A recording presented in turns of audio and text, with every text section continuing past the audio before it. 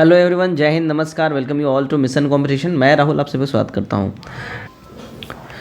दोस्तों, तो ये बिहार दरोगा स्पेशल है बिल्कुल ही। अब एग्ज़ाम का डेट बिल्कुल नज़दीक है। 17 दिसंबर एग्ज़ाम है। समय बिल्कुल नहीं है, लगभग 20 दिन के आसपास रफली समय रह गया है। ठीक है, तो यहाँ पे देखिएगा, साइंस का हम लोग यहाँ पे बिल्कुल क्विक नोट्स लेके आए हैं। 10 मिनट के अंदर ये वीडियो आपके लिए रैप अप कर दिया जाएगा और जितने इंपॉर्टेंट पॉइंट्स हैं जो साइंस में पूछता रहता है बार बार परीक्षा में और जो आपको देख लेना चाहिए वही सब कराया जाएगा। तो एकदम ही एक तरीके से इसको आप 10 मिनट बूस्टर बोल लीजिए। ठीक है, 10 मिनट के भीतर का ये वीडियो होगा। चलिए हम लोग इसको स्टार्ट करते हैं।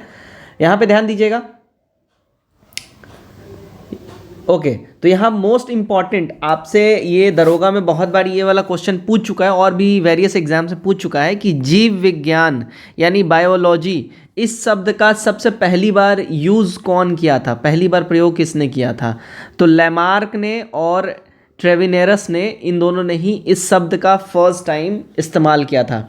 ये वाला जो है बहुत इंपॉर्टेंट है, इसको वीवीआई कर लीजिए। ये वाला आपसे बहुत बार पूछ चुका है और एक तरीके से साइंस का स्टैटिक है ये आपको रटा होना चाहिए। ठीक है, और अगर बायोलॉजी का जनक की बात कर लें तो अरस्तु को हम लोग बोलते हैं जीव विज्ञान का जनक, यानी कि एरिस्टोटल अंग्रेजी में, हिंदी में अरस्तु, और इन्हीं को फादर ऑफ बायोलॉजी बोल लीजिए, जीव विज्ञान का जनक बोल लीजिए, जो बोल लीजिए। ठीक है, तो इस बात का ध्यान रखिएगा। आगे वाला पॉइंट देखते हैं हम लोग। जीव विकास संबंधी प्रमुख सिद्धांत किन किन लोगों ने दिया, और ये सिद्धांत बहुत बार पूछ चुका है और पूछता रहता है, तो सिद्धांत आपको एकदम रटाया होना चाहिए। ठीक है, देखिएगा, सबसे पहला सिद्धांत यहाँ पे आपके सामने मैं पेश कर दिया हूँ। सबसे पहला सिद्धांत है लैमार्कवाद का सिद्धांत। ठीक है, यानी लैमार्कवाद सिद्धांत बोल लीजिए, लैमार्कवादी सिद्धांत बोल लीजिए। इसके जनक जो है फ्रांसीसी वैज्ञानिक थे। कौन? तो बैटिस्टे डी लैमार्क, इनका पूरा नाम है, लैमार्क का पूरा नाम है बैटिस्टे डी लैमार्क। ये फ्रांस के थे। कहाँ के? तो इन्हीं का जो है ये जो सिद्धांत है इन्हीं के द्वारा ये दिया गया है।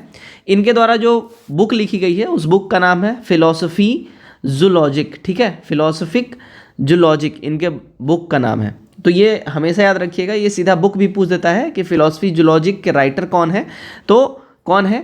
तो बैटिस्टे डे लेमार्क या लेमार्क के नाम से आप इसको याद रख सकते हैं। ठीक है, फिलोसफी ऑफ जूलॉजिक लेमार्क का किताब है। इनका अन्य नाम की अगर हम बात कर लें, इस सिद्धांत को अन्य नामों से भी जाना जाता है। उपार्जित लक्षणों का वंशानुगत सिद्धांत भी इसको बोला जाता है। ठीक है, अब यहाँ पे एग्जाम्पल समझिएगा, एग्जाम्पल से यहाँ समझाने की कोशिश की गई है। जैसे कि जिराफ के गर्दन का लंबा होना, ठीक है, इसी सिद्धांत के अंतर्गत आता है। और सांपों के पैर का गायब हो जाना।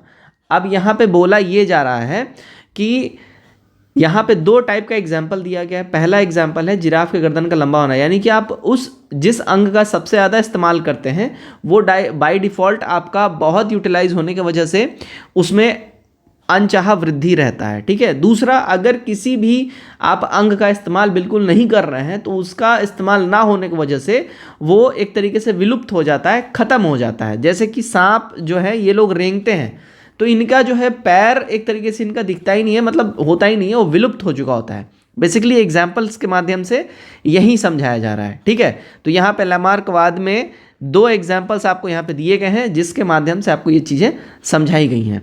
ठीक है, नेक्स्ट जो हमारा सिद्धांत आता है वो होता है, देखिए, डार्विन का सिद्धांत आता है। ठीक है, डार्विन का सिद्धांत, और इसी सिद्धांत में बहुत फेमस एक जो वर्ड आता है सर्वाइवल ऑफ द फिटेस्ट, ये डार्विन ने ही दिया है। ठीक है, डार्विन ने ही ये सिद्धांत दिया है, सर्वाइवल ऑफ द फिटेस्ट, यानी प्रकृति में जो सबसे फिट है, जो सबसे ज़्यादा प्रकृति को सूट करता है, वही प्रकृति में सर्वाइव कर पाता है। अब यहाँ डार्विनवाद के जनक हैं चार्ल्स डार्विन, और ये कहाँ से थे? तो ये ब्रिटेन से थे, ब्रिटिश वैज्ञानिक थे। ठीक है, इनके द्वारा एक किताब लिखी गई है, उस किताब का नाम है प्राकृतिक चुनाव द्वारा जातियों की उत्पत्ति। ठीक है, 1859 में ये बुक पब्लिश हुई थी, ध्यान रखिएगा, प्राकृतिक चुनाव द्वारा जातियों की उत्पत्ति। हिंदी में नाम याद रखिए, अंग्रेजी में मैं यहाँ पे नहीं लिख पाया हूँ, तो आप लोग अपने हिसाब से कर लीजिएगा। ठीक है, अन्य नाम जो इस डार्विनवाद सिद्धांत को हम लोग बोलते हैं तो प्राकृतिक वर्णवाद का सिद्धांत भी बोलते हैं, यानी थ्योरी ऑफ नेचुरल सिलेक्शन। ये ध्यान रखिएगा, ये बहुत बार पूछ चुका है कि प्राकृतिक वर्णवाद के प्रणोदता कौन है, या इसके फादर मतलब इसके जनक कौन है प्राकृतिक वर्णवाद के, तो डार्विन है। कौन है प्राकृतिक वर्णवाद के जनक? डार्विन है। सर्वाइवल ऑफ द फिटेस्ट के जो जनक हैं वो डार्विन है। ये ध्यान रखिएगा, वेरी वेरी इंपॉर्टेंट है। यहाँ पे वीवीआई करके लिख लीजिए, ये बहुत बार पूछता है, ठीक है। अगला सिद्धांत हमारा है तीसरा नंबर। ये 3 सिद्धांत बहुत इंपॉर्टेंट है, एकदम रट के रख लीजिएगा, बहुत इंपॉर्टेंट है। उत्परिवर्तनवाद का सिद्धांत, ये थर्ड है हमारा। इसके जनक हैं हॉलैंड के वैज्ञानिक हैं ह्यूगो डी ब्रिज, ठीक है। तो उत्परिवर्तनवाद का सिद्धांत ह्यूगो डी ब्रिज के द्वारा ये दिया गया है। कहाँ के वैज्ञानिक थे? तो हॉलैंड के थे। इन्होंने जो वस्तु का प्रयोग किया था उसमें देखिए सांध्य प्रिमरोज का इन्होंने इस्तेमाल किया था। इस वर्णवाद का, इस थ्योरी का प्रतिपादन करने के लिए, समझाने के लिए इन्होंने सांध्य प्रिमरोज का इस्तेमाल किया था। इनका जो ये जो थ्योरी है, इसका अन्य नाम भी है उत्परिवर्तन सिद्धांत, इसको बोला जाता है। अंग्रेजी में म्यूटेशन थ्योरी कहा जाता है, ठीक है। उत्परिवर्तन सिद्धांत यानी कि म्यूटेशन थ्योरी, ये इंग्लिश में कहा जाता है। इसका ध्यान रखिएगा आप लोग, ठीक है। नेक्स्ट हम लोग देखते हैं, ओह सॉरी, हाँ जी चलिए नेक्स्ट हम लोग देखते हैं यहाँ पे जीव विज्ञान का। अब यहाँ पे प्रमुख शाखाओं के बारे में आपके सामने यहाँ पे वर्णन हो रहा है, जो कि बहुत इंपॉर्टेंट। देखिए टोटल 8 शाखाएं हैं, टोटल 8 ब्रांचेज हैं, जिसके बारे में आपको बिल्कुल ही याद होना चाहिए। इसके बारे में बार बार पूछता रहता है, ठीक है, कि जीव विज्ञान के अंतर्गत कौन कौन सी शाखाएं आती हैं, तो ये आपको याद होना चाहिए। चलिए आपके सामने मैं ये रख रहा हूँ, बिल्कुल क्रमवार मैंने सजा दिया है।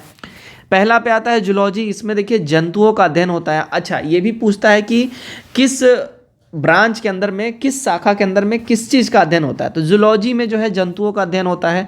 बॉटनी, इसके अंतर्गत पादपों का अध्ययन होता है, ठीक है।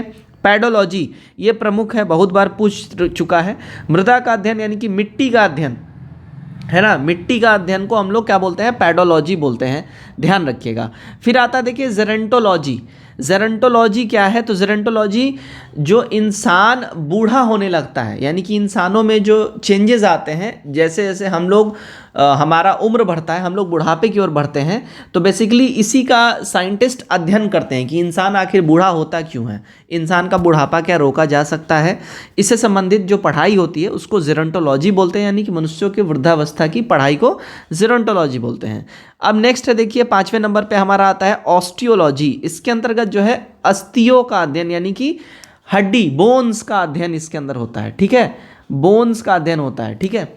अगर जैसे कि आप लोग ये देखते होंगे कि बोन्स का जो है डेंसिटी क्या है, बोन्स में कितना कैल्शियम है, फास्फोरस है, कितना मजबूत है, कितना खोखला है, ये बोन का जो प्रॉपर जो एक डिटेल अध्ययन होता है, ये ऑस्टियोलॉजी के अंतर्गत आता है। आप हॉस्पिटल्स में जाइएगा तो एक अलग से विभाग होता है ऑस्टियोलॉजी का, जिसके अंतर्गत आपका सारा जो है इस बीमारी से संबंधित प्रॉब्लम्स को देखा जाता है। 6ठे नंबर पे हमारा आता है ऑस्टियोलॉजी के बाद डर्मेटोलॉजी। इससे जो है आज के टाइम में मोस्टली लोग प्रभावित हैं। त्वचा का अध्ययन को हम लोग बोलते हैं डर्मेटोलॉजी। 7th में है देखिए ट्रोपोलॉजी, इसमें पोषण विधियों का अध्ययन होता है, ठीक।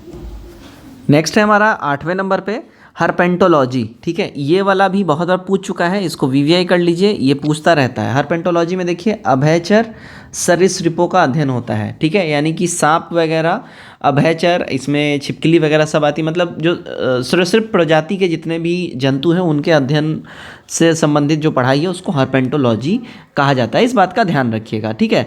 अब हम लोग एक बार थोड़ा रफली वर्गीकी को भी देख लेते हैं, यानी टैक्सोनॉमी को, इससे सवाल पूछता रहता है, ठीक है।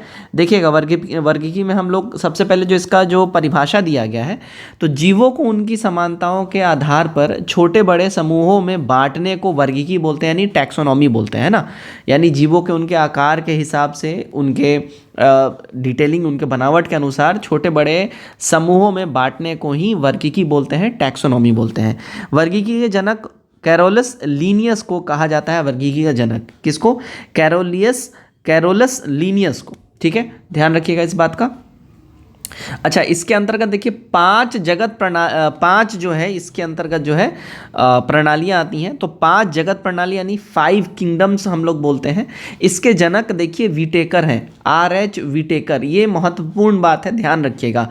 5 किंगडम्स, फादर ऑफ 5 किंगडम्स किसको बोलते हैं? तो R H विटेकर, या सिर्फ विटेकर के नाम से आप याद रख सकते हैं। अब इस 5 किंगडम्स में कौन कौन सा आता है, एक बार इसका भी नाम हम लोग देख लेते हैं। देखिएगा, इसके अंतर्गत मोनेरा आता है, प्रोटिस्टा आता है, कवक आता है, पादप आता है और जंतु आता है। ये जो पांच है ये 5 किंगडम्स के अंतर्गत आ जाते हैं, मोनेरा, प्रोटिस्टा, कवक, पादप और जंतु। तो दोस्तों यहाँ पे जो हमारा 10 मिनट बूस्टर जो ये बिल्कुल एक क्विक नोट जो मैंने आपके लिए तैयार किया था, जो कि बहुत इंपॉर्टेंट है आपके लिए, साइंस में ये इससे सवाल पूछता रहता है, पूछ सकता है। वीडियो अच्छा लगा हो कमेंट करके जरूर बताइएगा, वीडियो को शेयर जरूर करिएगा। और अगर कुछ इसमें और चेंजेस की ज़रूरत है, अगर कुछ गलतियाँ हो गई हों, ज़रूर कमेंट करके अपने राय शेयर करिएगा। Thank you.